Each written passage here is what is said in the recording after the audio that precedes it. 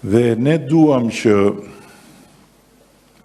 në vijim të rrisim numrin pikërisht të rinjve që duan vetë punësohen. Dhe nuk flasim këtu për start-up-e, flasim për gjitha llojet e gjërave. Të rinj që duan vetë punësohen dhe që duan të hapin një biznes të vogël, duam t'i vëmë në fokus të kësaj mbështetje. Që t'i japim, se gjithmonë në momentin e parë është një dorë që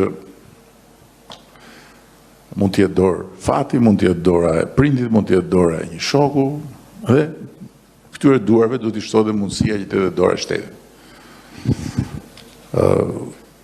Buxheti i vitit që vjen është i konsiderueshëm dhe ajo që është e rëndësishme për këtë bisedë është që është buxheti më i madh ndonjëherë për të nxitur punësimin për të rinjt. E kemi rritur me 60%. Shumën e dedikuar për të rinj.